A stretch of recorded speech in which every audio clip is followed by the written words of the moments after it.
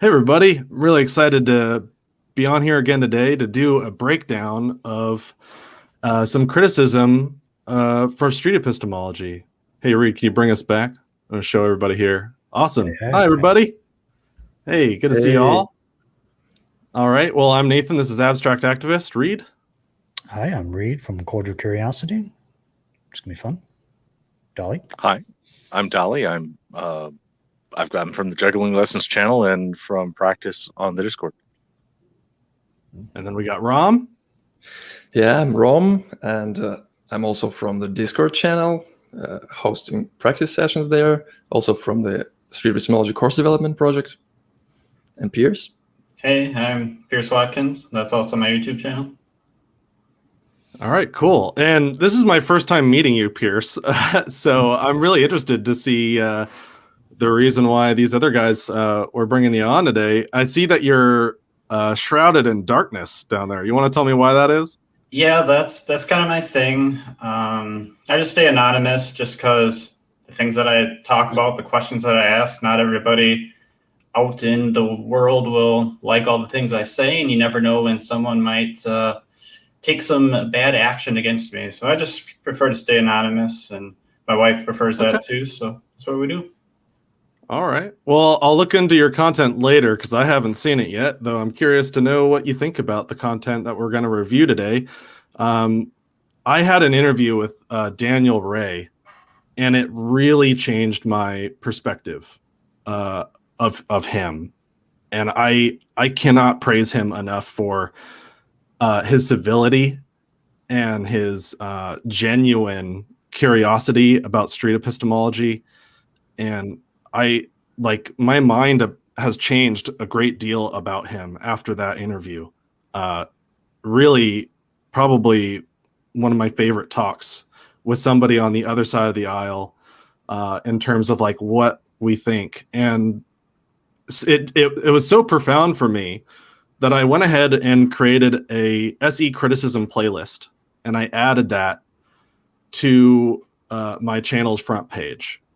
And then I think what I'm going to do is top the playlist with our responses, or just any kind of responses to SE criticism up until the moment somebody responds to those responses, right? As a way to invite people to criticize us, to criticize the SE community, or just to criticize me. I'm fine with that too. I think really what I'm thinking today's episode is about is number 7 on the survey. Some beliefs should never be questioned. And I so disagree with 7 here that I am encouraging criticism of SE, because how else will I know if when I'm out of line, unless somebody else is there to keep me in line or to keep me questioning myself. And so this that we're going to review today is a breakdown of the scale of confidence, and why the scale of confidence is used in street epistemology. And I think that this is one of the most interesting parts of one of the most interesting critiques I've heard of street epistemology. And it gets me thinking all the time. Like I'm always questioning myself about it. So I figure what we'll do is we'll just go ahead and play it, and then we'll react to it as we go. All right, here we go. Let's do it.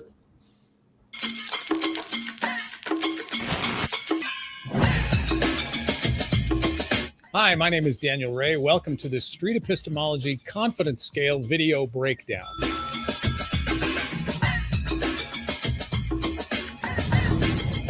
I dig the music. And the cat, he's always got the cat. Always the cat. The cat's Who great. is doing this? His name is Ty. I've never met him. I don't know him. He seems like a nice, wonderful guy. I'd probably enjoy talking to him myself.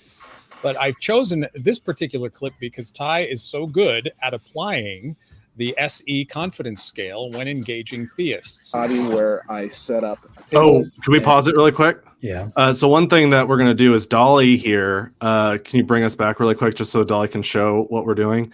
Last time we did a breakdown review video, we had a popsicle stick. There we go. with agrees and disagrees. In the last review, we actually had more agrees than we had disagrees, though we had strong disagreement when there was disagreement. And we want to try that again. So here's the popsicle stick. And we're going to go ahead and just mark when we agree with things that we hear and mark disagree. And then we're just going to ask questions about it. And that's all I wanted to mention there. So let's go ahead and bring it back. Cool. And talk to people about whatever they want to talk about. I think it's really cool to show that, you know, any two people can talk about anything, regardless of the color, whatever. Big size, how rich they look, doesn't matter. Normally the conversations that we have are really cool when they're centered around what someone really strongly believes or a philosophy they have or something they wrap their lives around. If you want to talk about that, we can talk about Marvel movies or your favorite junk food. All right. But is there anything that you really strongly believe is true or something you're confident about? Can I also fit something and ask your name again? Oh yeah, Jacob. Jacob, I'm Ty. Jacob. It's a big question.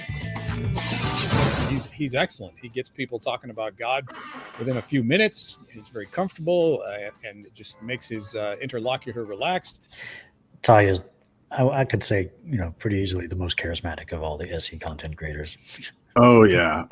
And one more thing about Tyrone is that he I would wish he could have been here to join us today, though he was on a hike. So that's the only reason why he's not here. Though I have so much respect for his channel, Let's Chat. You should really check out Let's Chat if you haven't already. He's a really awesome guy, really good show. And he's also a PhD, just so you know. Like, he's Dr. Tyrone Wells. Doctor, PhD, Tyrone Wells. Much respect. And Dali, did you have the popsicle stick up already? Did you marked an agree already? Yes. One agreement so Yes, far. I marked an agree on agree. Ty is really good at the confidence scale and the praise he just gave to Ty. Good. Awesome. Great. All right. Let's keep going. I do agree.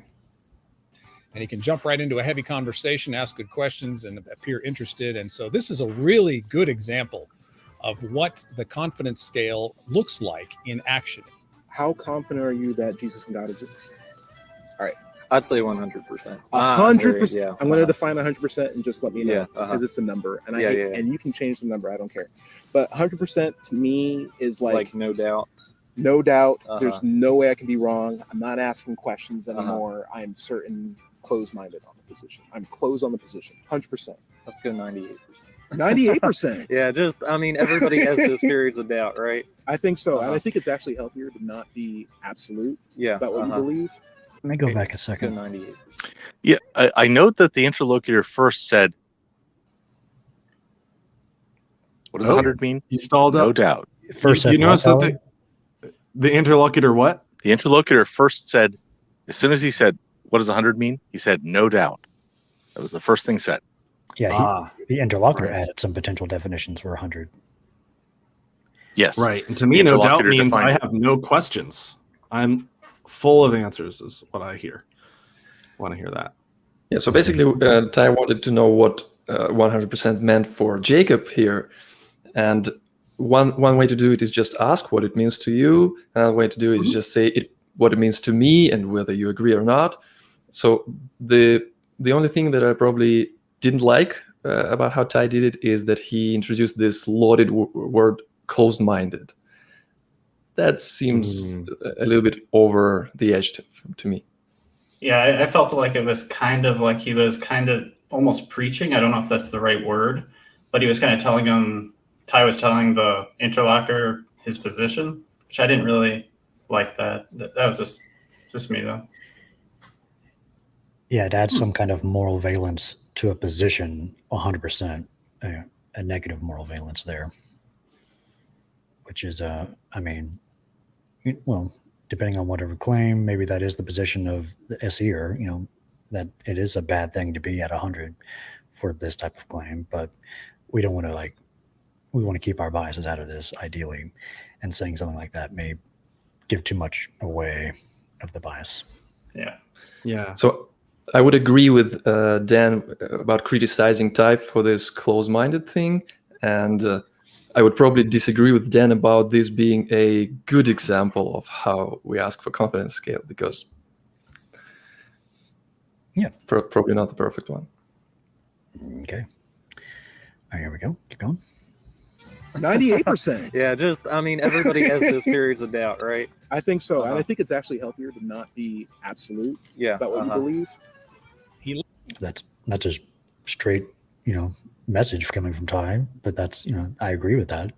But should we say stuff like that? I don't think so. I agree with them, but I don't think we Mostly should no. say it direct like that. It's a kind of framing, or kind of like anchoring to like moving away from 100. It's a way to like, it's kind of a thing of persuasion a little bit. I would like people to come to that conclusion on their own rather than me just like directly telling them. Well Yeah. said. Yeah, it's not about us as the interviewers. I think it's about getting to know our conversation partner. What do they think 100 means? If somebody else is at 100, do they think that they have the answer completely? Do they think that they could be wrong? These are questions that I don't really know, because maybe their version of 100 is different. And that's part of the reason why the scale is something that's good to talk about. Yeah, that's what I do pretty much all the time when I hear 100 is, does this mean like you could not be mistaken about this? I always ask that when I hear 100. Yeah, because I don't know. Maybe I'm thinking about the scale the wrong way, and I have to ask my conversation partner. Huh. Mm-hmm. And it's virtually always yes. I could not be mistaken whenever it's 100. Right. But Yeah. I still ask it just to clarify. Sure. Yeah. All right, let's keep going. Keep going. So, and I think it's actually healthier to not be absolute Yeah. about what you believe. He let Jacob pick a number. And then did you notice that it wasn't until after Jacob picked a number that Ty defined what 100 was. And instantly, Jacob adjusted his confidence down to 98%. Now you might say, no big deal. Did you want to say something, Ron? No. I thought Dali The interlocutor defined sorry. it. I think Daniel is incorrect. I think the interlocutor defined it first. I think Ty did take it further, but I think the interlocutor defined it and moved it down to 98 before Ty added any definition. Okay. Well, Interesting. I think Ty added some definition there. He added this close-mindedness, which seemed too much Yeah, for Jacob. yeah, and maybe that was the That's- reason. Yeah.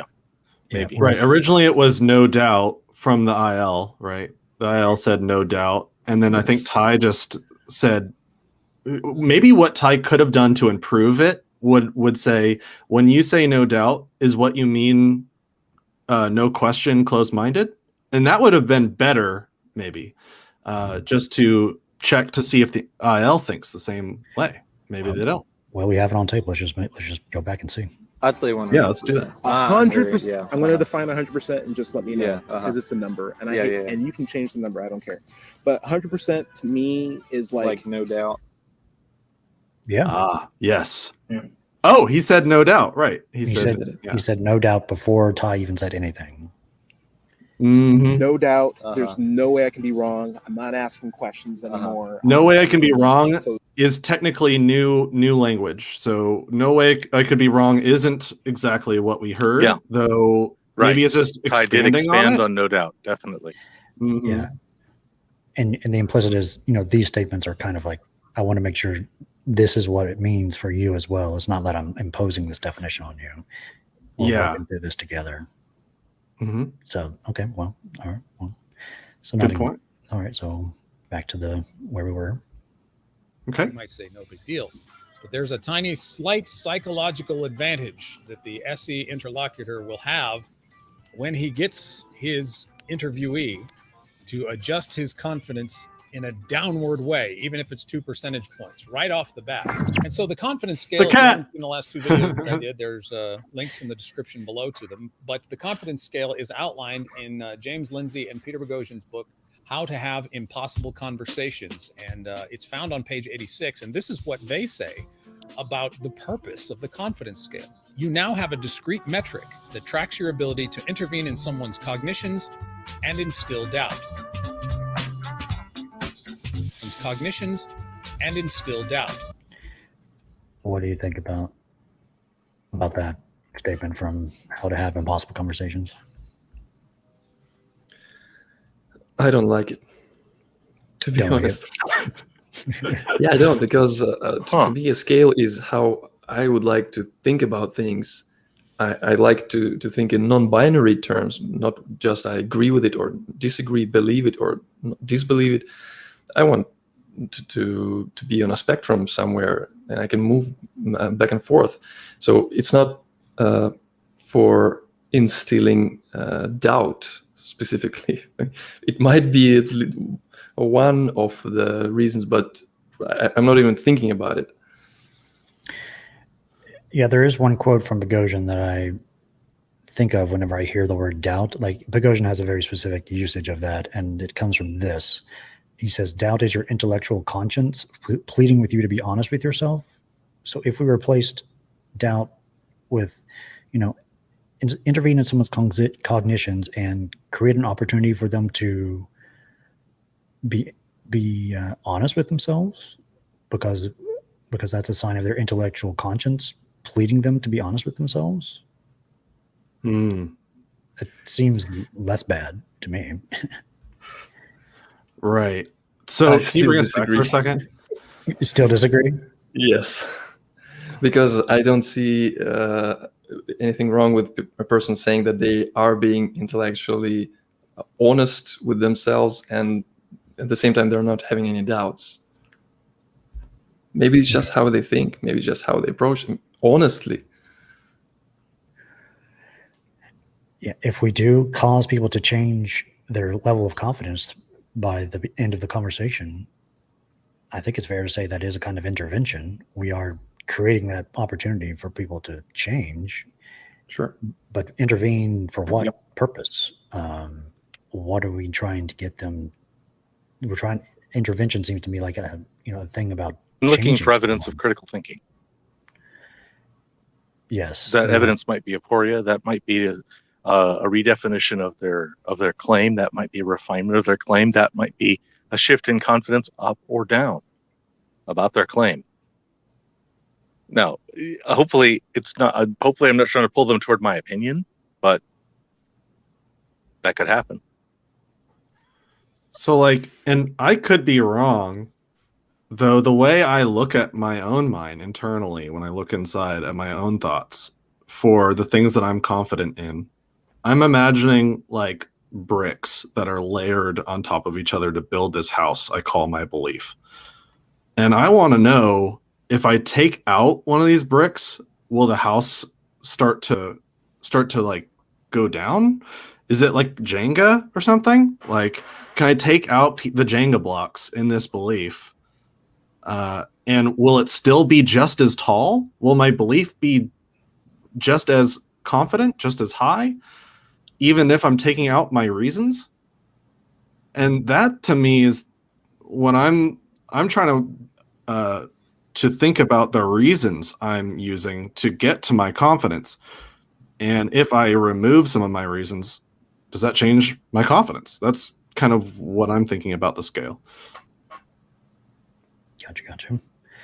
Anything else from Pierce? I don't think I have too much of a comment. I think you all guys said it pretty well. Cool. All right, let's keep playing. I'll keep going. That tracks your ability to intervene in someone's cognitions and instill doubt. I mean, yes. I notice he makes this assertion.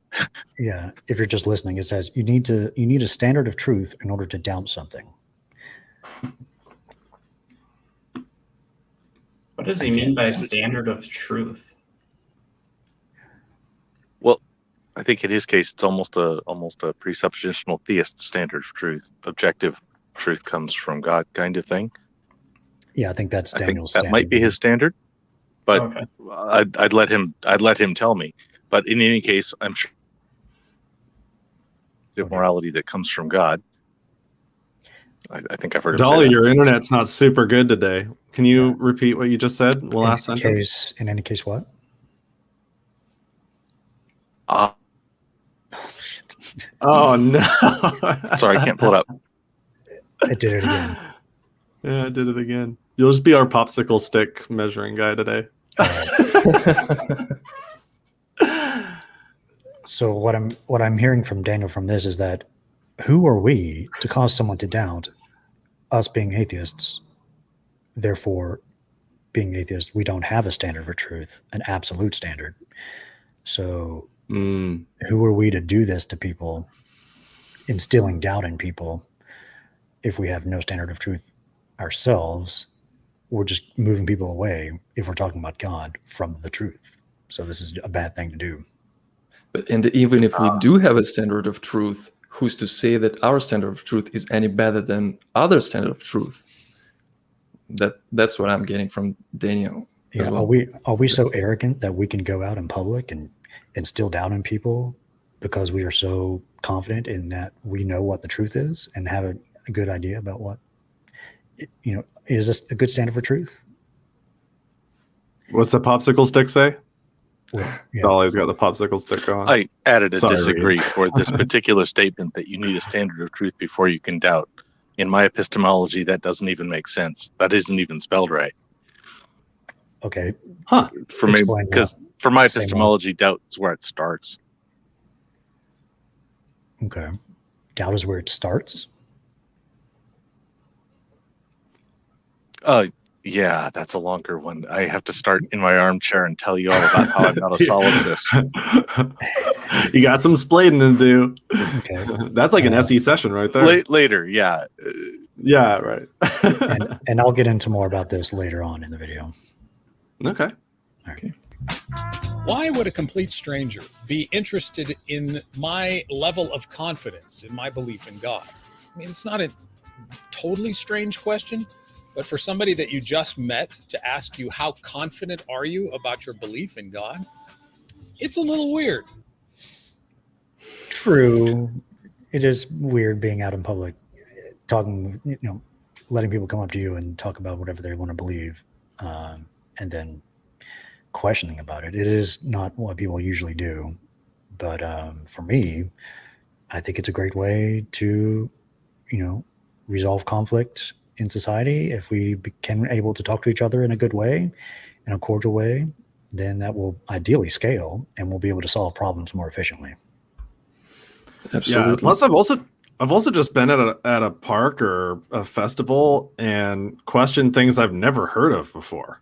Just like never even heard of. Like I have no ability to discern one way or the other how true it really is. I'm just getting to know them.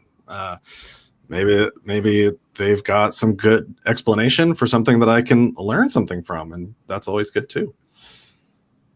Yep. Yeah. Also, I care what other people believe, as I care what I believe, because we all live in the same world and we influence each other even if we don't want it. So some beliefs could be more harmful, less harmful. Some beliefs could be harmless, and also we might care how people come to their beliefs, because again, to me, it's something about the overall level of critical thinking, or which influences how we survive and progress as a civilization. Yeah, stuff like that. So deep into philosophy it might be. Yeah, there's so many reasons to do this. Yes. I think it's great.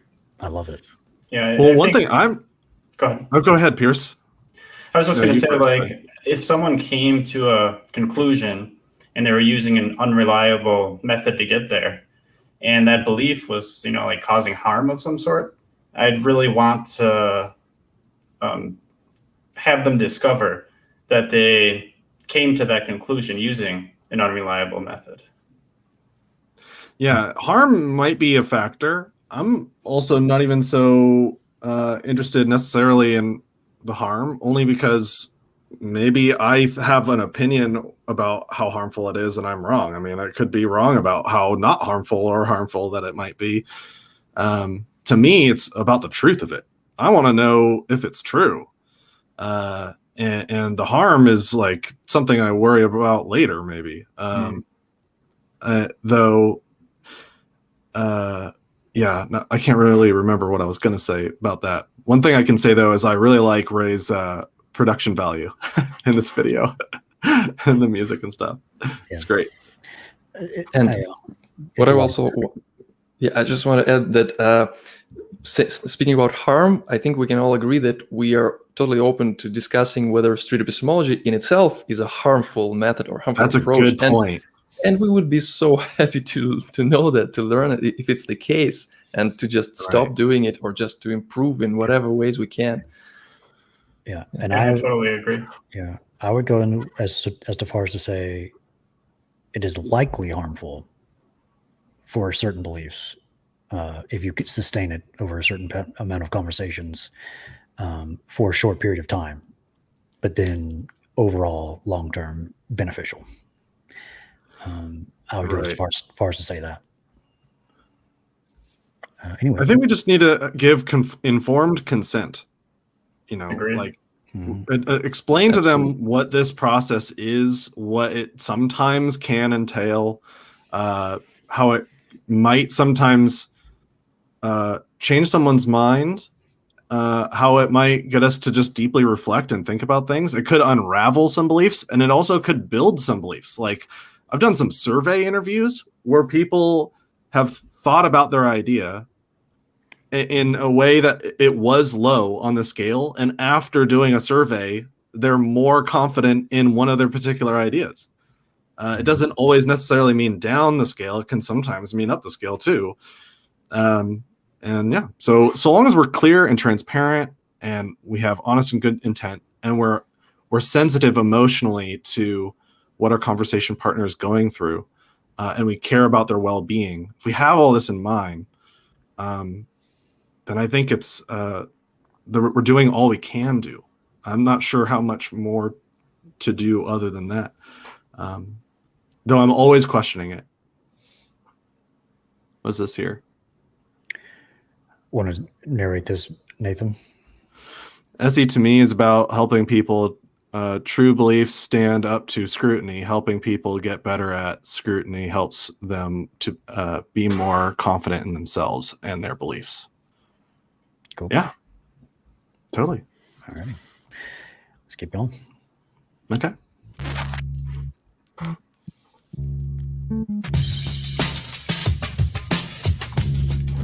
What got you to the 98% confidence on this God? And can I ask you, how does this get you to the God belief? Like, how does these experiments lead you to the 98% confidence in God? Or how does this being hard to believe make this 98% confident, like at a 98% confidence level? Like, was that the reason why you're 98%? Do you have enough evidence to justify 98% confidence in God?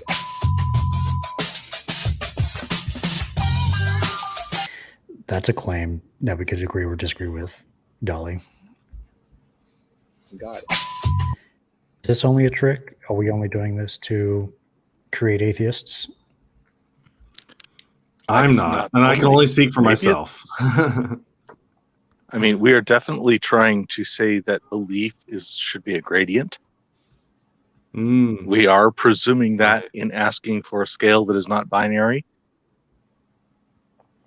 Mm-hmm. But to be fair to Dan, this criticism is partially valid because there is a book by Peter Boghossian which is called A Manual to Create Atheists. Yeah. So there's a history. It has a history, and to me, it's totally not about creating atheists. It's about creating or thinking about more reliable ways of thinking about stuff. Yep, whether it leads to atheism or not. And just to get it straight from the horse's mouth, here's a video about that. An indispensable goal is to be free from poor thinking, bad reasoning, faulty epistemologies, and free from the attitudes that lead to religion. What's not important is to be an atheist. It is important to be a person who trusts reason, who formulates their beliefs on the basis of reliable evidence, and who's genuinely willing to reconsider. Atheism is a natural consequence of possessing these skills and attitudes. Yet one could be an atheist and not possess these skills and dispositions. That is, one could be a doxastically closed atheist. This should not be an intellectual or attitudinal aspiration. This should not be an intellectual aspiration to get to atheism itself. Atheism is an indirect consequence of the intellectual virtues that he's proposing we should be all about. Right. And I can imagine this speech if I was not an atheist. I can imagine this really rubbing me the wrong way listening to that. And that's one of the big reasons why I don't call myself an atheist to most people most of the time. Because to me, the label doesn't help other people understand me in a way that I understand that label. Because I don't control how other people think about that label, right? Maybe they think atheists think a particular way, and they could be wrong about what that is. And so I'd rather just say, I don't hold a belief in X, whatever that is. And if they think that as being an atheist, then that's fine. I don't mind using the label. Though I don't go, hey, this is me. I'm Mr. Atheist over here. You know? Yep. Yeah. Cool. Anything else about this? All right. Nah, let's keep going.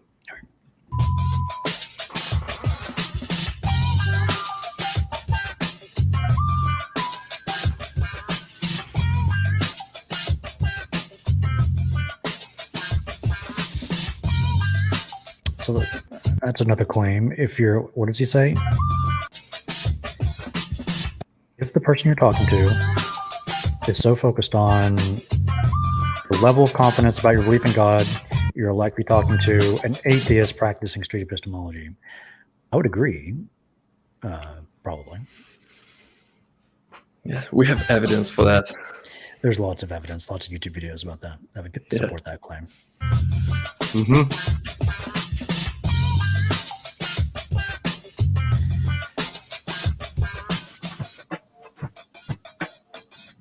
What got you to the 98% confidence on this God and Jesus? Yeah, I'm just yeah, going to combine them yeah, both. yeah. Go ahead. Good calibrated question.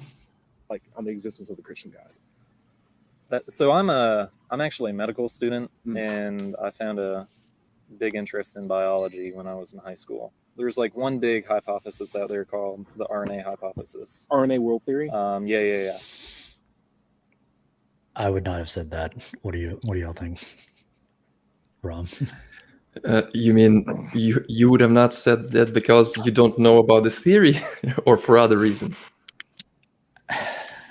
I mean, if I do know, that is a more clear, way to say what he's saying, the RNA world theory. Although then that gives a lot of information about my own theory of mind and what I know, which could bias, cause it gives away my bias, which could break rapport potentially. So there's this trade-off here of rapport and authenticity. So what do y'all think? I think it can go either way. I think sometimes if I know the name for a thing, that can be an up or a down, depending on whether they resonate with the name. If somebody says, I think there was a flood, and I say, you're a young earth creationist, and they say yes, well then I've made inroads. And if they say no, I'm not, I say, oh, sorry, let me straighten that out. Yeah. Anything else? To be honest, I don't see how this is leading to some bias, because to me, he just repeated what he heard and just rephrased it in his own words, told that he knows something about it, but didn't say his attitude towards it. Yeah, let me go back. And I found a big interest in biology when I was in high school. There's like one big hypothesis out there called the RNA hypothesis. RNA world theory? Yeah. And that... Just clarification. Okay. There's nothing about... He didn't say world or theory. And if I'm the Christian now hearing that, now I could infer from him saying that he knows a lot about RNA world theory, but he seems to be questioning me about God. Is he a believer? Should I be worried about that? That he potentially knows a lot about this? How should I think about this situation now? So that's what I would think about. But interesting. Yeah. Anyway, because RNA can act as like a catalyst and also as a way to store information, biological information. That might have been what was initially used as protein and DNA. Right. But like when they, do you know the Stanley Miller experiments? Yes. Yeah. So they show that if you put like RNA in one tube and make it rapidly produce itself, it can make like little tiny monsters of itself. Well, simplified versions of RNA. The one I'm thinking of is that they put a whole bunch of nucleotides. Sorry if I'm interrupting. Well, you're fine. I'm just, it's been a while since I've read it. So like they try to recreate the. I can so tell that this is part of his PhD. This is Yeah. Yeah, what is his PhD? professional. So it's like he's totally like, okay. Yeah, I think it's like a biochemist or some kind of similar field, right? Is that right? He works in filtration, biochem and lab, and I think his specialty is fibers that are good for filtering. Yeah, which is really helpful in the age of COVID. Difficult for him to contain himself. Like, let me tell you all about it. I know about it. Yeah, this is my pet project. Read my PhD. Yeah, here we go. The oceans of the earth and like this in this small environment, and then they would like zap it with electricity. Sure. To kind of simulate the environment and atmosphere of the earth 4 million years ago. Right. And they show that they can actually make some molecules that are essential to life, some amino acids, right, and like urea, formaldehyde, stuff like that. 4 million years ago. Is that the... Wait, what? Yeah. Oh, billion. It should be billions. Yeah, 4 billion. Did he say? He probably said... Yeah, he probably said million, or I'm sorry. Yeah. It should be 4 billion years ago. It should be, yes. Yeah. Around that time. Yeah, there was a lot of life 4 million years ago. Right. Anyway. However, the amino acids that they make are only like glycine and very simple non-polar amino acids. So they haven't shown that they can create more of the complex amino acids that are needed to sustain life. And they also never showed that they could create DNA or RNA. Can I ask you, how does this get you to the God belief? Like, how does these experiments okay, lead so to like 98% confidence in God? I don't see a way of life spontaneously generating. There's some criticisms here potentially for Ty. Like, I mean, I thought of doing this myself when I hear stuff and putting this like label in my videos. Although if I assume my interlocutors will watch my videos at some point, and that would just seem good point. I don't know. It seems accusatory and like confrontational, even though you're editing this later and he'll likely never watch the video, but it is a kind of accusation of this reason being fallacious. Right. Yeah, when I edit my videos, I want to make sure that I want to send my video to my conversation. Now, not every practitioner is going to do this, though.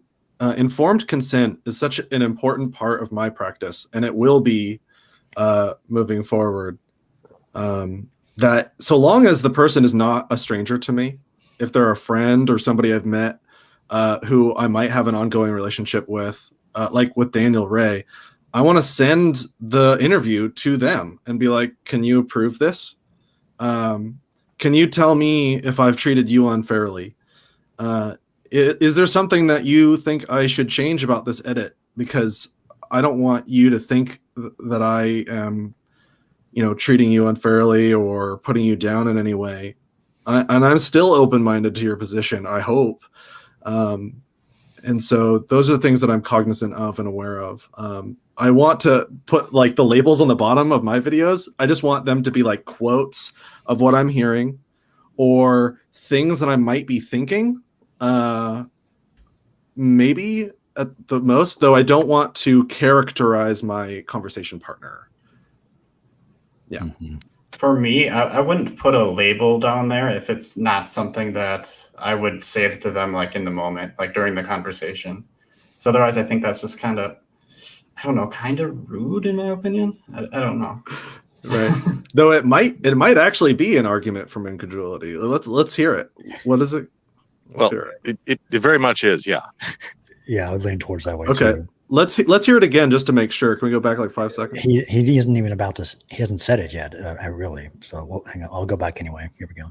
Okay. Confidence in God. I don't see a way of life spontaneously generating. And I don't see a way if you were to talk to my astrophysics pal. I don't see a way. Right. I think that is by definition an argument Right. from incredulity. Or what If do you think? don't know something, or don't have an answer, should your lack of an answer be a Jenga block in your tower? Should that be a reason to go high in confidence in some other idea because you don't have an explanation for this thing? I love that analogy. The Jenga block is I think like it's a kind good of the way I reason for think about it. incredulity, but not credulity. Mhm. Do you Am I follow saying it what wrong? I'm saying? I think incredulity is maybe a good reason to doubt things, but incredulity in the alternative does not seem like a good reason to get to a high confidence. Incredulity shouldn't lead you to credulity. Yeah, human beings have a very long track record of being wrong when they use this argument to justify things. Right. Zeus's thunderbolts, but also just like the sun revolves around the earth. That's like a big one, right? Or wait, no, that's not really an argument for incredulity, is it? No, that's not. That's It's more mainly of a weird, complex, scary phenomenon. I feel uncomfortable, Right. out of control. I want an explanation so I can feel more in control. It's because of this. And I don't know any other way to explain it. Therefore, this. That's what usually happens. Luke is telling us to focus on the bigger picture. True. We're now reviewing Ty rather than Daniel. So ideally, we want to review Daniel. Right. Yeah. That's true. Thank you, Luke. Luke, shout out to Luke. Yeah, Much we're staying respect, on- my friend. Yeah, stay on topic. All right, by the way, Not Luke is stay on topic, right? Okay, let's go. Yeah. I was about to praise Luke. That's okay. Anyway, See a way if you were to talk to my astrophysics pal. Sure. And if you talk to him, I cannot see a way of the world or the universe spontaneously. Jacob, can I ask you a question? Jacob is not arguing from a point of incredulity. This is not an argument from incredulity. This is called abductive reasoning. The biological world looks like it has the hallmarks of abductive reasoning. It's not abductive reasoning. That's saying I have lined up all of my options in a sort order of, I think, their probability or their likelihood, and I'm choosing the most likely option and betting on it. That's abductive. I can't imagine is not abductive. That's incredulity. But I'm being pedantic, as is my way. I like being pedantic. Thank you. So basically what Dan is saying here is not the same as what Jacob has been saying there. Different arguments to me. Yeah, Daniel seems to be putting words into his mouth. I forgot his name. The interlocutor. Jacob. Yeah, Jacob's mouth. Yeah, he's not saying I have a bunch of hypotheses that I've considered, and I think God is the simplest explanation. So. Also, he didn't say anything about design. He didn't say the world looks to me as if it's been designed. Yeah. Oh crap! What do I do? I think I pushed a button. Anyway, there we go. All right, we'll keep going. abductive reasoning. The biological world looks like it has the hallmarks of design, and the most logical explanation is that it is design. And so it's not an argument from incredulity, but it is abductive reasoning, reasoning to the best and probably the most simplest conclusion. But then again, can I say something? Mhm. What's important here to me as well is that we do want to try to look for the most charitable interpretation of what our interlocutor is saying. So that's why I still don't approve of Ty's putting there this label of argument for incredulity. We just want to understand what the interlocutor is trying to say. We don't want to quibble. We don't want to nitpick some words. Yeah, we just want to understand how they're reasoning. If their reasoning is just, I think it's the simplest explanation, then yeah, that's what we go with. We don't want to put words in their mouth. Right. Cool. Incredulity, but it is abductive reasoning, reasoning to the best and probably the most simplest conclusion.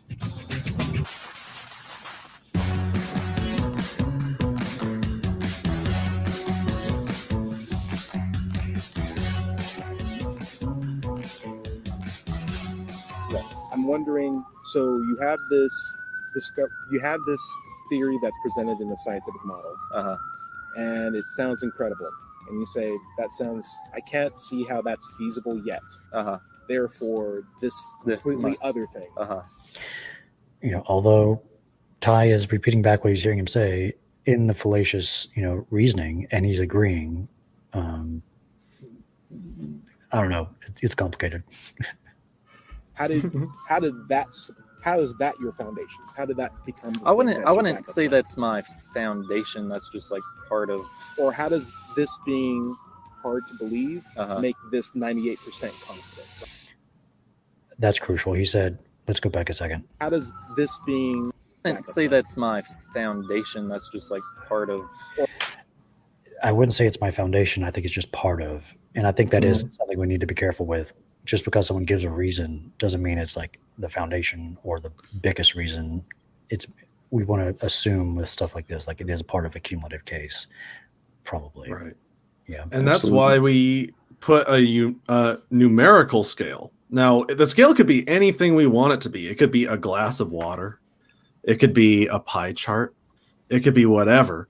The reason why I like to stick with a numerical scale, though I want to pick whatever scale my conversation partner chooses, is because I want to know if I take this, how much does it go down? Is this the biggest reason, or is this maybe 5% of your 95 or 98? Would it only drop a tiny smidge? Because I want to know how many layers are there to this house? How many bricks are you using to build the house that leads to your belief? Yeah, Anthony's really good at trying to explain his priority of trying to talk about a reason, and he does say exactly that I want to focus on a reason that if like you no longer had it, would cause the most shift in your confidence, which I think is a good place to be to talk about, And the reason isn't to try to deprive it from people so that they fall. It's to see whether or not that is their biggest reason, the thing that bumps them up the most, since if it's reasonable, it should be bumping me up the most, right? If it's true, then I want to use that reason. And so that's why we're trying to identify it in that way. Anything else? Okay. No, that's it. All right. Cool. Here we go. Or how does this being hard to believe make this 98% confident? Like how did that become the alternative at a 98% confidence level? Like, was that the reason why you're 98%?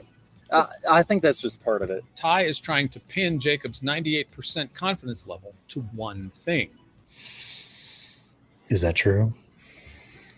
Well, it may seem like it, and that's why Ty didn't do the best job there. I think I agree with Nathan that we should probably go with how influential is this specific reason for your confidence.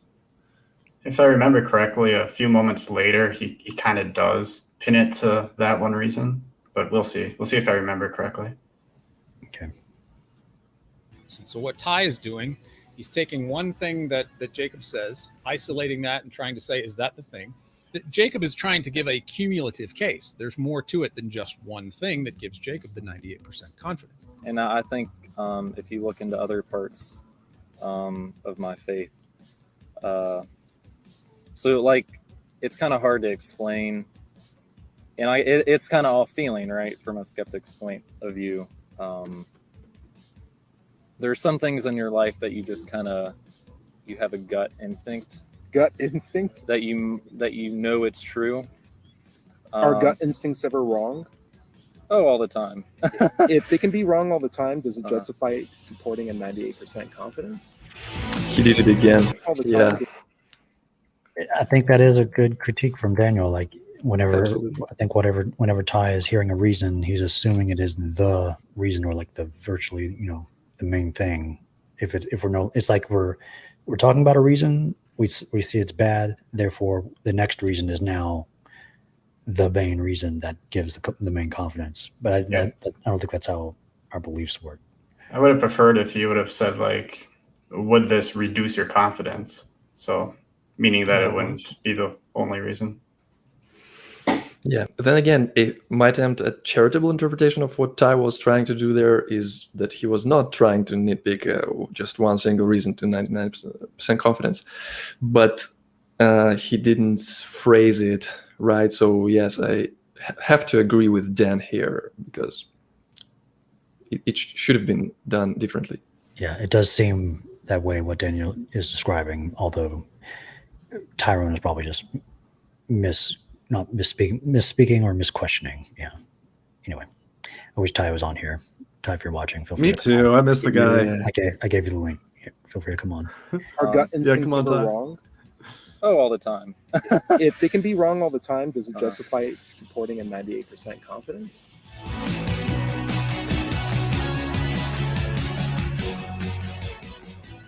And there is nothing wrong with appealing to one's intuition. It's because we are experiential beings. We experience life in a variety of different ways. And of course, our personal testimony is one ginormous part of how we know what we know, because we experience things. So it's perfectly rational and reasonable. God exists, and he wants us to know him, that he reveals himself to us, and we experience his presence and his revelation to us. That's how my Christian faith began, God revealing himself to me in the person of his son. Well, this isn't a very street epistemology criticism, but I would take criticism. I would question that reason, the reason for intuition or personal experience, for sure. What do y'all think? Sure. I think that we do use our personal experience, whether we want it or not. Mhm. And maybe you can even say that it all comes down to how we perceive things, even our arguments. So yeah, it is a method that we use. Just the question should be how much of influence it should have on our confidence. Go ahead, Dali. I think intuition is a perfectly valid way to get from having no opinion to having mild, small confidence. Mhm. Yeah. It essentially, this is and so like other people can interpret the survey however they want, though I think that this is number 8 on the survey. Someone can be certain something is true yet still be mistaken. And so, like, an intuition, like, have you ever, my question would be, and maybe it's not related to number 8 on the survey, though my question is, can someone, yeah, that's another good question. Feelings are a reliable way to discover truth. It's kind of connected to 11 also. 11 is the one right above 12, right? There we go. Believing something that is false feels just like believing something that is true. Can you have an intuition and be mistaken at the same time? Is that possible? And Absolutely. if the answer is yes, or maybe, then if it's anything but no, like maybe it's maybe, is it reliable? And because I don't know. There's a book called Blink, really good book. It's about intuition, the power of intuition, and I highly recommend it. It's a good read because it kind of examines all of these different ways in which intuition can really be beneficial for us, and the times in which our best intuitions actually work against us, and different ways in which we can observe that to be the case in modern psychology. Yeah, this relates to the dual process model of human psychology, like thinking fast and slow. The fast is Thinking the fast and slow. intuitive emotional way of reasoning, and that is crucial for navigating our social realm, our relationships with people. Even here right now, it's like I'm intuiting. Should we keep going with the video? Are we done? Like I'm not reasoning through that. I'm just kind of feeling it. Yeah. And if I'm like at a party or something, we're talking with someone, it's a lot of intuition there. But when we want to actually know about the world accurately, we want to think Right. slowly, and we don't want to rely on our mere feelings and intuitions. We want to really take it slow and Right. talk about the evidence and our reasons for something, a hypothesis. And go through Like, that. do I want to make statements about astrophysics on my intuitions? Is that a good idea? Do I want to use my intuition to think about particle physics. Now, this is a straw man, though. This is kind of what I'm thinking. What I'm thinking about intuition and how to think about it and how to be cautious of it when it comes to fact claims. Yeah. Are intuitions just reasons that we can't articulate, or we don't know how to articulate? Subconscious. Maybe we should look it up. Reasons. Not necessarily. Like, what I would is? say. I think neural Like, what networks is drive intuition? cars using intuition. Okay. Maybe I just have a different or wrong definition. That's very well possible. I don't know. Intuition's got a fluffy definition for me. I agree. Yeah. Can I Right, intuit and we how wanna go far away Mars is right now? Is it on the other side of the sun or closer in between? Like, I want to use the definition of my conversation partner, and I want their definition for this word. I don't want to tell them what the word means, and I want to learn from my conversation partner. Though when you Google intuition, you get, it's a noun, and it means the ability to understand something immediately without the need for conscious reasoning. That's what Google says it is. Is that Who a good cares? idea? Should we do that? Should we do that with facts? With things we consider to be facts? And if we do, and someone disagrees, can that lead to trouble between us if there's a dispute? Is the truth the thing that we care about the most with our belief, or is it intuition? Yeah, But sure. then again, to be fair to Jacob, he was not using only his intuition or only this, what I called argument from incredulity. He was using a lot of things, but still, we can try to discuss separately each one of them. Yeah. Rather than going through a bunch of facts and evidence in murder trials, why don't we have just a jury in a room? We walk in the defendant, we walk in the person defending himself, the defendant and the person, accusing the person of murder, either state or whoever, and just let the jury intuit if they're guilty or not guilty. How would that work out? Right. Yeah, the second definition is a thing that one knows or considers likely from instinctive feeling rather than conscious reasoning. That's the other way to put it. Now, there are some things that I think intuition's great for, like Pepsi versus Coke. Like, you gonna think about that all day long? Really? And that's what Blink brings up in the book. What am I going to DoorDash tonight? Yeah. Just pick something. Yeah. Intuition. Intuit something as I open the app. Right. I'll have an answer. Yeah. Sometimes if you overthink things, it's like too much, Like, and honestly, I feel like the scale of confidence, like, we want people to think really, really hard. We really do about what their number might be. Though I'm fine with somebody intuiting their number. Right? Because it's a self-reflection about themselves and where they think they are. I want them to reason through it, though I don't want them to, like, spend all day carefully considering the difference between 65 and 64. You know what I mean? Yeah. It's really just an approximation, and I just want to get an idea of where they're at. Yeah. I think we're officially too meta. Yeah, just a note. I think Jacob did not say intuition. He said gut feeling. It was Ty who has written intuition. And if Jacob meant something else by gut feeling other than intuition, then it's totally fine as well. We should discover that and not put words in his mouth. Because if he was saying intuition, that's also really good point. Really, really good point. Yep. All right, we'll keep going. To us. That's how my Christian faith began. God revealing himself to me in the person of his son and encouraging me to read his word. That's how my Christian faith started. So personal experience, there's nothing wrong with that at all. It's I mean, Ty has personal experiences with his own points of view.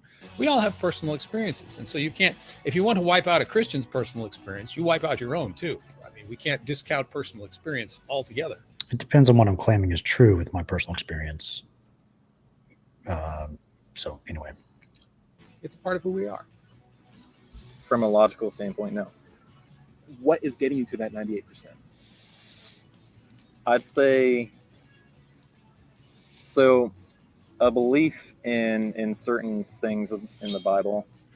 So, one of the big arguments in apologetics is, why would 12 people who followed Jesus around, heard what he said, and then saw him die, lie about him coming back to life, only to know that they were going to be persecuted and put to death for saying that?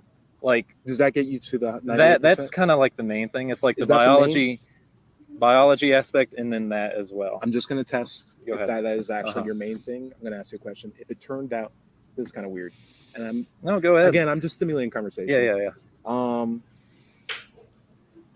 If it turned out that there was substantial evidence to a criteria of your satisfaction that they were in fact lying, would that reduce your confidence? Excuse me.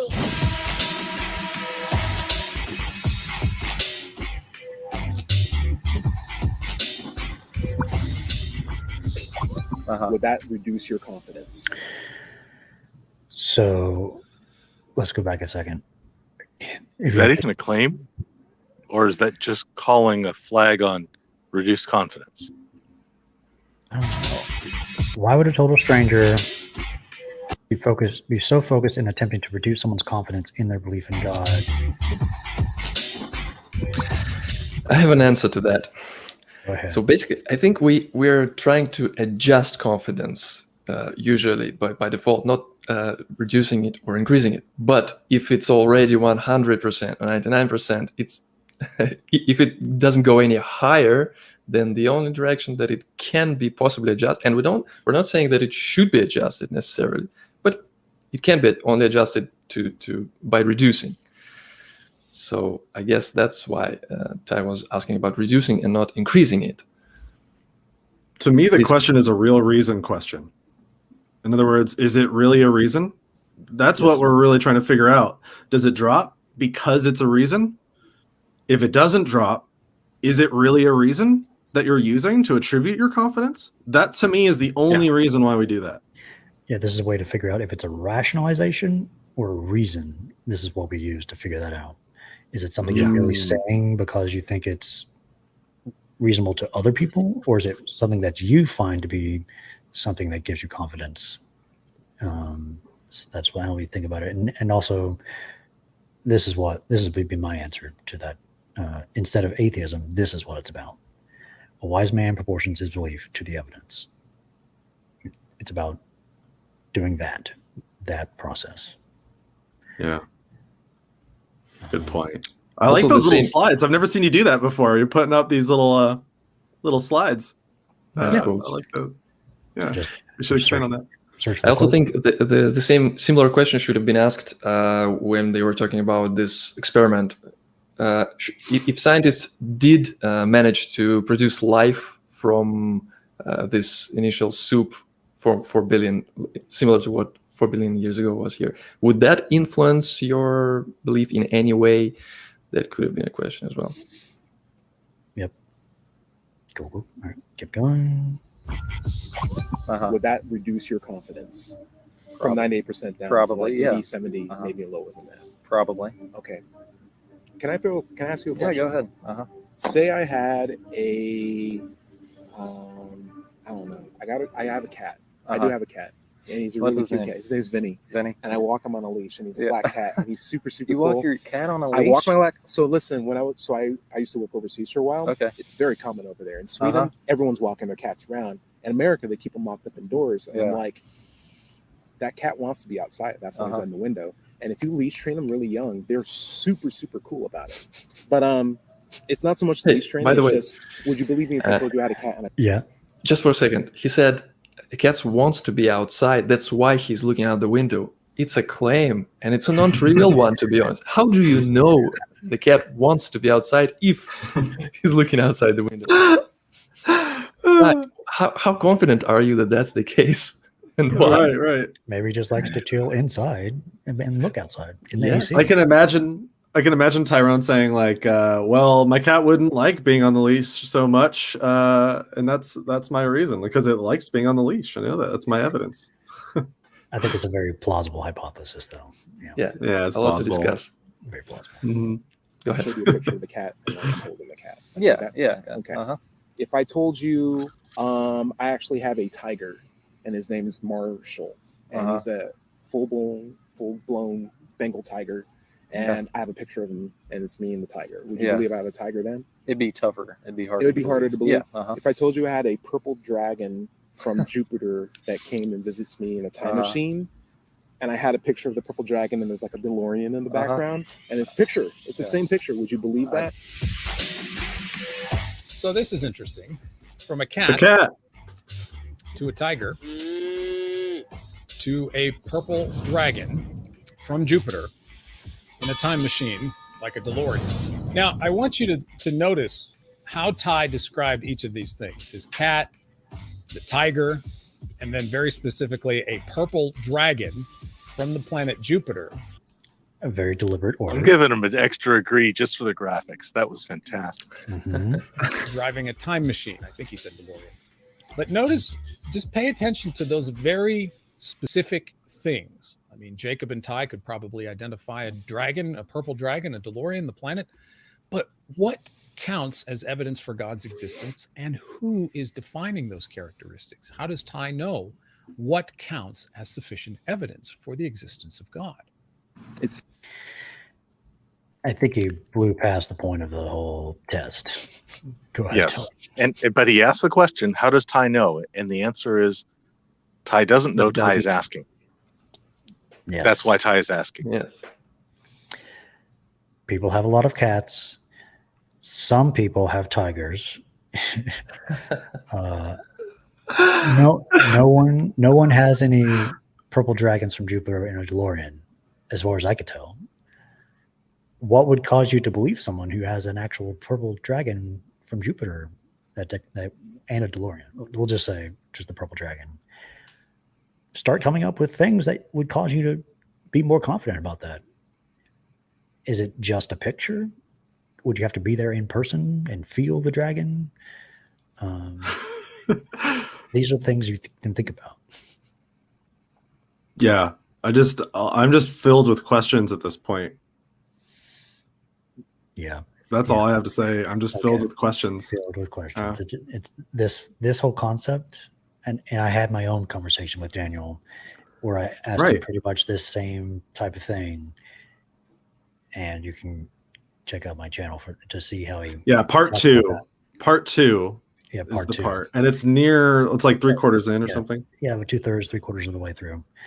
Right. And I think you're talking with Daniel, Nathan. So I am. This will be. He is such a good guy, and I'm like really happy that we're talking. And while we disagree, it doesn't mean that we can't talk. And I think I respect the guy a whole lot after our last conversation, and I hope that continues. And he makes some good points. Love it. He makes some really good points. And like, who else? Like, how else am I going to know when I'm out of line, or when other people in the SE community are out of line? How will I know what to look for when I'm doing this wrong? Because I want people to be vulnerable with me and tell me what it is that they believe. And if I have some alternative motive that I'm not aware of, or like if I'm doing something that's out of line, like I want to be corrected, and I want it. So can I think that Daniel is being sincere, and he's sincere, and he's civil about it. So like his approach to his criticism is something that I deem worthy to be on the front page of my channel, and that's why there's a playlist.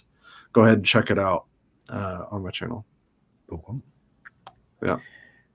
As evidence for God's existence, and who is defining those characteristics? How does Ty know what counts as sufficient evidence for the existence of God? It seems like the more incredible the claim, the better the standard of evidence, or the standard of evidence improves. Incredible is just an adjective. Remember that. Just like extraordinary is just an adjective.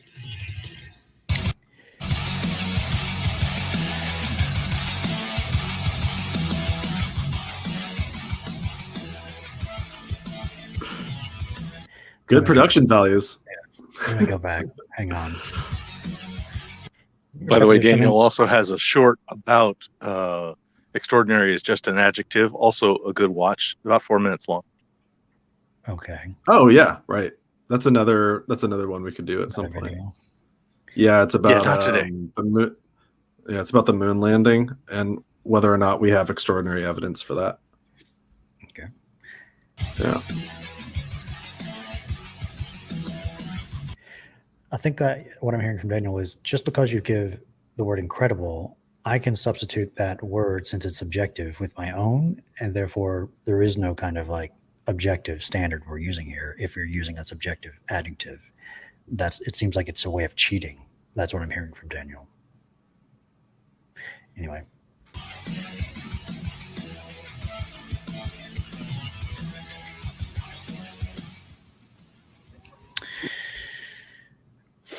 I could say a lot of things about that, but I'll just leave it.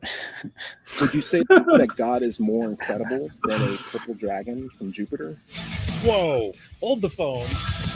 Basically, this is a version of Carl Sagan's extraordinary claims require extraordinary evidence, but you should watch one of my videos on that as well, because incredible is just an adjective. Remember that, just like extraordinary is just an adjective. Would you say that God is more incredible than a purple dragon from Jupiter? By the way, you should watch that video, and you can find that video in the playlist on the channel. And if you are from the SE community, I ask that you be very respectful in your responses, or if you comment or anything like that, maybe pose it in the form of a question and be open-minded to kind of the replies that you hear. Yeah, and a way to translate. Being very cordial and kind. Please don't break that tone. Yeah, right. We're in this together. More specific phrasing of incredible rather than that word is like, what is the prior probability of a god and what is the prior probability of a dragon before we look at this evidence? I think I would have phrased the question entirely differently. I think I would have asked him where God fell on the example list, right? Is it just above the cat, or is it above the dragon, below the dragon, right? That's what I would have done. I think that would have been a little bit more, cordial and accurate. So you use the 3 examples to define a scale. That's sweet. Mm-hmm. Yeah, because we don't want to compare necessarily a dragon to God. It might seem condescending even. We just want to understand, how do we figure out where do we need more evidence, where do we need less evidence? And what did Jacob think about God in that sense? Yep. That God is more incredible than a purple dragon from Jupiter? I would, yeah. So the thing isn't so much that I think the apologist angle is, hey, what's the likelihood of these 12 people lying? It's like, maybe it's not even that they're lying. It's just that that's a really low bar of evidence.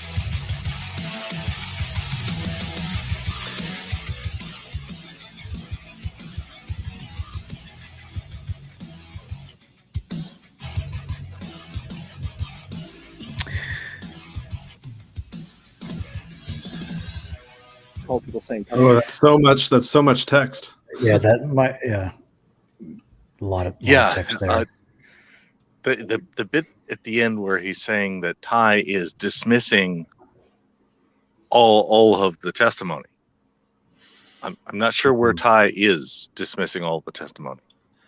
When he's saying that it's a low bar, it seems to him that it's a low bar, and Jacob has introduced a story of 12 apostles that were willing to die for their belief, and if that's not enough, who's to say what's enough? Yeah, it might have been better as a question. I see. Is that a good bar? Just make almost every single statement that you can think of. If you're the interviewer, it can be made better in the form of an open-ended, calibrated question.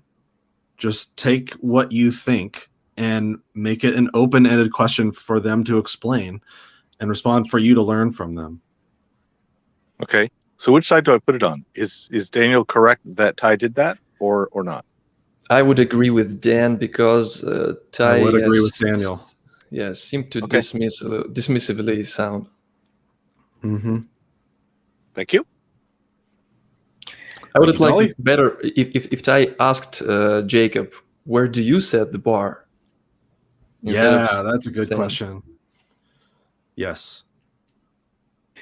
This is where I really like Pinecreek's flying man thought experiment. Right. Just give a very incredible claim, like someone flying across the Grand Canyon unaided, and then layer in as much evidence as you want, comparing the gospel evidence, and see where you flip and see where it's consistent. That's a great thought experiment to do. I will be adding that thought experiment in the description below. It's a SoundCloud link, so you'll be able to find it there if you want to listen to it. Yeah, I think it's a SE podcast episode. Yep. All people saying Tyrone has a cat, you believe that. Yeah. Tyrone has a tiger, 12 people said that. Maybe you believe it, maybe not. 12 people told you, hey, Tyrone has a purple dragon from Jupiter. It's like, I'm not believing that. Like, you need more evidence to support that with. What if it is a case of not so much that they might be lying, but that's just may not be enough evidence to reach that conclusion as a definitive claim for at least a 98% certainty that a God exists, since it's way more incredible than Purple Dragon. What do you think about that? All right, can you restate that question? Yeah, it's kind of a long question. Yeah. Do you have enough evidence to justify 98% confidence in God? And if it's not on that 12 apostles story, what else is getting you to that level? What else?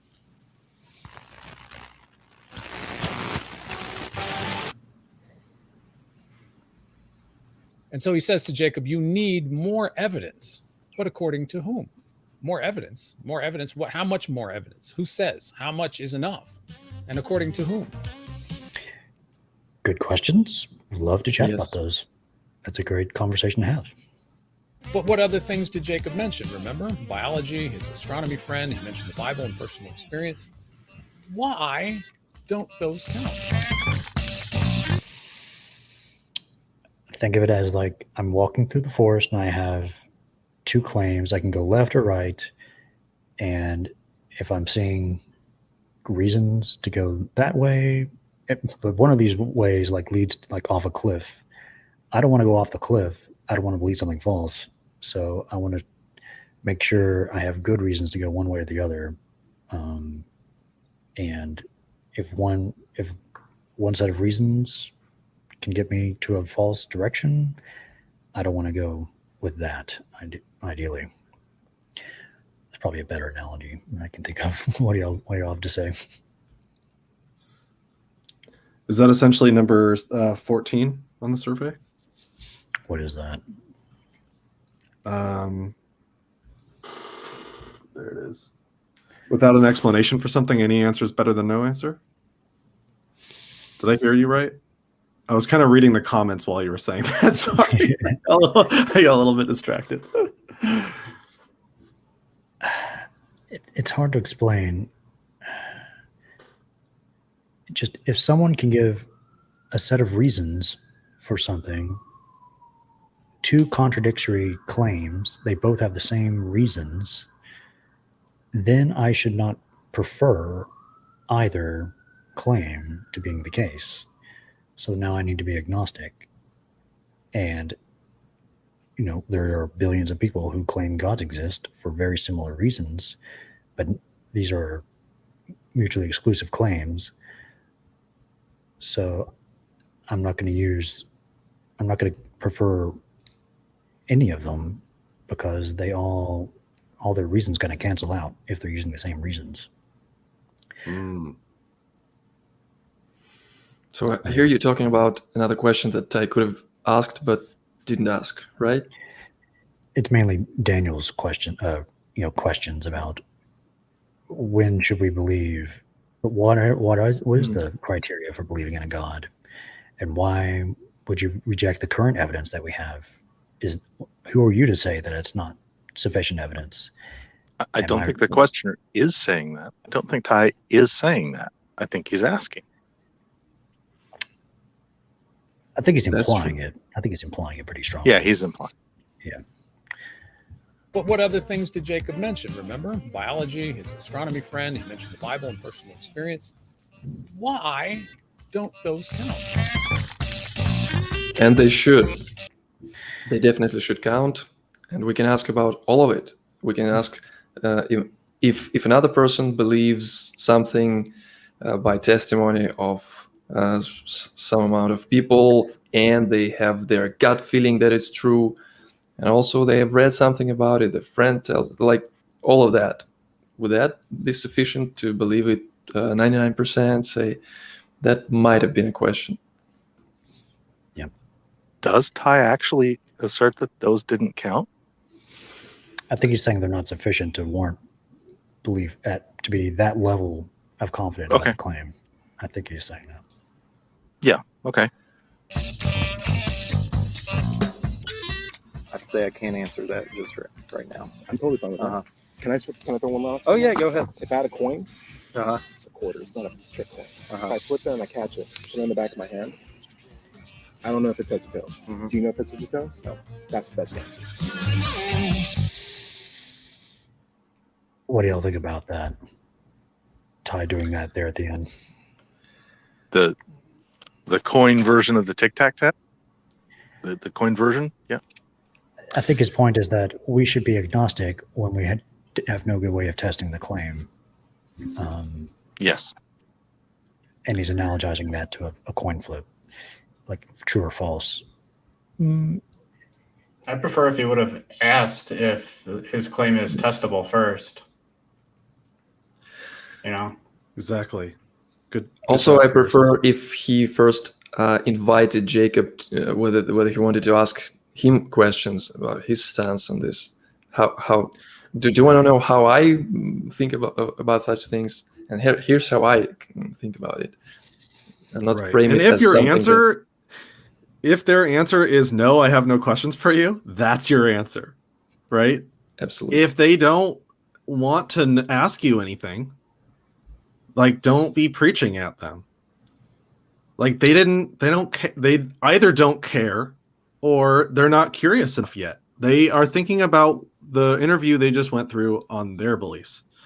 And so good. If you say, do you have a question for me? And they don't have one, then fine.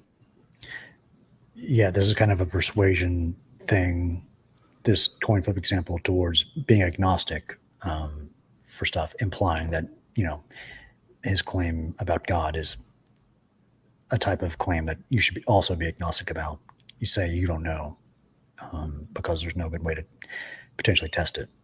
That's what I'm hearing. All right, keep going. Yep. I don't know if it's heads or tails. Do you know if it's heads or tails? No. That's the best answer. That's the best answer. Right. Failing to shoot your messenger just a little bit. Yeah. So I agree with Daniel there that's a direct message, and that's not exactly what we're going for unless the conversation partner. If the conversation partner is asking us a ton of questions, it might be okay to just go there. Though if they're not asking you a bunch of questions, then it changes kind of the dynamic a little bit. Yeah, and there is a thin line between us not wanting to seem that we're hiding something, our own answers, and that we're messaging. So yeah, it's tough. We I don't want to not think, answer questions. Right. We don't want to think after the conversation, hey, why was I being questioned, but I don't even know what they think about it. Before we knew about SE, that's all we did was message and argue and say all we wanted to say, but then we discovered, that's probably not the best way to talk about these things because of the psychological reasons and other evidence. There's two different kinds of psychological reasons, right? It's both are if you have a set of facts and I have a set of facts and they're opposite, and I tell you my set of facts, is that persuasive? Probably not. Also, if I have my own set of facts and they're different than yours, could I be the one that's closed-minded and also wrong at the same time? Could that be me? It could be, I think. So how can I check myself and also get to know you? And I think that's kind of what this is all about. That's what this process is. It's let's unravel your idea and put it on the kitchen table for us all to look at together, and help me understand you. That's what this is. Okay, we're talking too much. Let's get going. Keep going. That's the best answer.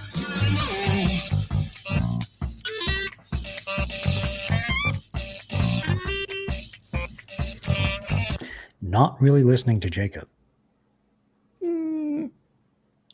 I mean, not accepting his reasons at face value, if that's what you mean by listening. But he was listening and repeating back, and I think Ty could get exactly what Jacob was talking about. You know, if we had to write it down, and Jacob was asked, "Is this what I believe?" I think Ty could do that accurately. And if that's not listening, then I don't know what is. Yeah, it's always good to just maybe ask, did I hear you out? How do you feel heard? That's a good question to follow up.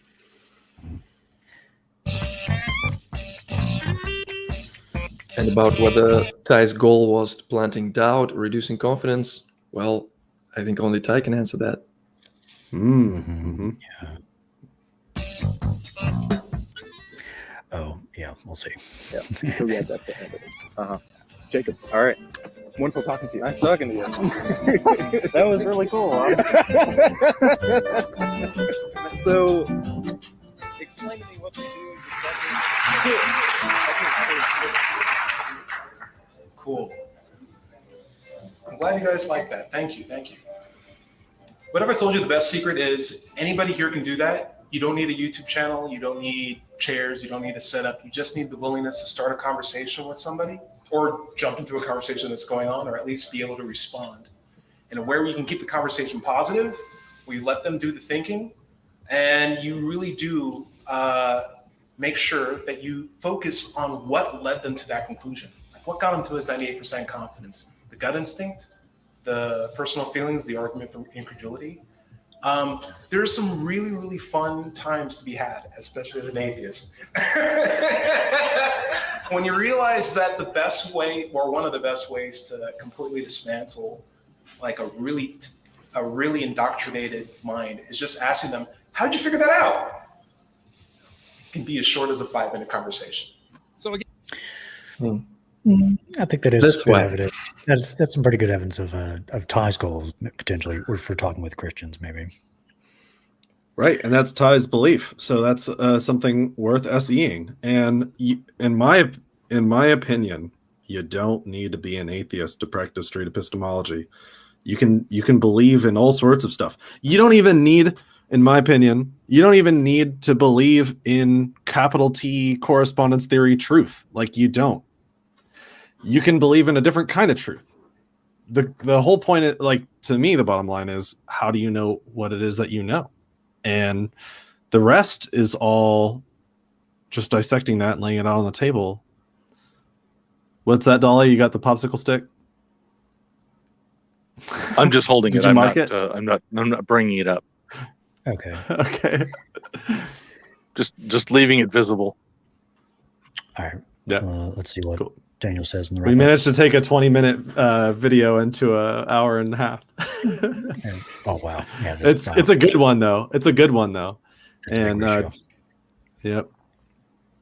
again, There's a lot nothing to say about against it. Ty. He seems like a likable fellow, really good at what he does. Obviously, applying the scale, the confidence scale, very accurately in the way that the skeptics like to use it. He's very good at that. He's a good conversationalist. He makes people feel at ease. He seems fun to talk to. Seems like a nice guy.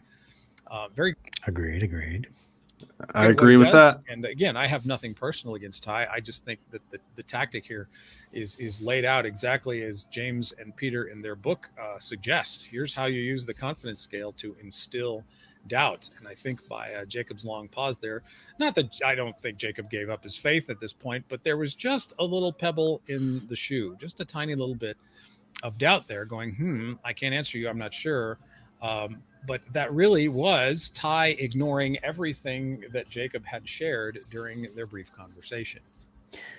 Was Ty ignoring, or was it just implied those are not sufficient reasons for being at that level of confidence? Both could be criticized for. So Yeah. Yeah, the last thing that the last thing that Tyrone asked me was, and this is literally like last week, I think. He asked me, do you think street epistemology is dictated by this book. And Dictated? maybe that's not the right wording, though. I think he was like saying like, is this book delivering the only opinion about street epistemology? No. Like that's kind of what Tyrone's question to me was, and I also answered no. Like that's one guy's opinion, and he's the guy who like coined the phrase, right? Though it has evolved since then. It's changed what it kind of means. And it's still changing, and in part thanks to people like Dan. Right? Sure. Yes. Mm-hmm. If we didn't have people like Daniel Ray here to point out some things that we're doing in our biases, then we wouldn't be able to check ourselves. I'm going to keep saying it because it's so important. Yeah. I would probably answer yes to that question, as he kind of dictates what it is from the new street epistemology course we're developing, which takes the current evolution of what SE has become, and we're really working hard to get it all on the table for people to see what we actually do think it is. So it's going to be really check out the Discord. Check out the Discord for more information on that. Yeah, Street Epistemology Discord. Cool. Yeah. You have something to say about that, Ron? Well, I was also doubting that it should dictate. Yeah. But it should be the more current way of looking at things. It would be the most authoritative source for what SE is. We'll say that. But still not very authoritative, right? Yeah. You can still take or leave whatever you want from it. Yes. And it's not like we're going to be, a Stasi saying, don't do it. You have to do it exactly this way. It's like, if you get results with people thinking about their beliefs, we'll probably steal your techniques and appropriate it and put it into SE. So feel free to experiment, everyone. Mr. Celsius asks, would Daniel himself be open to using SE with others, atheist or not? And of course, that's a question for Daniel. And heck, sure, would we be willing to engage in that? If he would like me to make claims so he can SE me, if he would like me to arrange people for him to question, I would so love to be a fly on the wall when Daniel is SEing people. I would go further. Daniel doesn't have to SE you. He can just apply any method that he believes is superior or just better for any means that he wants. Sure, I welcome that too. Yep, cool. I think there's another minute here. We'll keep going. To ask why. Why didn't Ty accept those things that Jacob had said? Why was Ty not satisfied with Jacob's confidence level? It seemed like Ty was trying to reduce Jacob's confidence level throughout the entire conversation. That doesn't count, that doesn't count, that doesn't count, in a very tacit and sort of subtle way. So by the end of the conversation, Jacob is left wondering, I don't know. I hope you found this video informative. If you haven't already, like and subscribe to this channel. Cool. I think that's it pretty much. Yeah. Subscribe to Daniel. We'll be on the lookout for more of his critique videos. I'm sure there's more on the way. Appreciate the feedback, Daniel. Thank you, Daniel. Really we are taking you seriously. And what's the score there, Dali? I think personally, I agree with the final tally points there. There's the final tally. Final score is agree 14, disagree 7. 7, yeah. Okay. Compared to last time, which was a similar ratio. All right, nice. all right. So The basically, we popsicle just stick like is to great. agree. Yummy. So the last thing I'll just does anyone else have any final comments before I close it out? Like what do we think? How do you guys feel about that overall, that characterization? What can we do to improve? I want to be able to share. I want to be able to feel more comfortable sharing my own confidence level more often. Me too. And I want maybe I'm thinking of potentially finding a way to like give my confidence, but blinding it, giving the interlocutor the option to have it blinded during the conversation. Oh, that's great. And then revealing it at the end, and then allowing them to ask me questions about my confidence level. but Mhm. the audience could see it before the interlocutor does, and that causes dramatic tension potentially if it's on opposite sides. And Right. so I'm thinking of doing something like that. So that's why I love the survey, because the online version of the survey reveals your answers to your conversation partner. Sure. And it's like, here's where we're not so different. Here's where we're maybe a little bit different on this, though. Maybe we can both work together to look at this number, and you can tell me how you interpret it, and maybe I interpret it differently. And as we go through the list together, we can try to bridge the understanding and work together to bridge our understanding. And if you have questions for me, I encourage you to ask them, though my objective is to get to know you. That's my objective. I want to understand. I want to put the burden of understanding upon myself, not upon you, and to learn from you. Yeah, good point. Good point. I was prepared to, so like I gave Daniel, and I'll be releasing this in the coming weeks, unless Daniel tells me not to.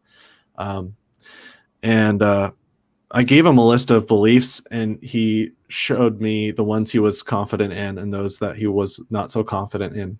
And I was prepared to give him my numbers. So I have them, and I was going to show him, if he asked, what my numbers would be. And my advice to anybody who's practicing street epistemology, try your best not to ask any questions that you would not yourself answer. For sure. Right. Yeah. Don't be unfair. Only try to think of what your response would be, unless it doesn't apply, right? Obviously, like if it's about a belief you don't hold and you're asking them about how they know it, then if it flips on you, it doesn't really apply, because if you don't hold the idea, then you might be able to give something that would bump you up to reach where they are. You can offer them that. What would bump your number up? If you're asking them what would bump them down, maybe ask them, maybe be prepared to provide something that could bump you up. These are just some thoughts I'm having, though, who really knows? Any other final thoughts? Well, how much time do we have left? We can talk about lots of some stuff. Tiger Kings or whatever you want to do. We got some time. What do you got in mind, Ron? Well, I imagine that Daniel or someone else watching this could start asking themselves, well, if you guys, or asking us, maybe, if you guys were not agreeing that this was the best interpretation of street epistemology, then where can I find the best interpretation? What do I have to watch or read in order to be able to criticize it? And you wouldn't tell me that it was not the best example. Well, the street epistemology course will be the best once that's done. Yeah, but once that's done, it's not ready yet. Probably Anthony's videos. Probably any of his on his like best of list.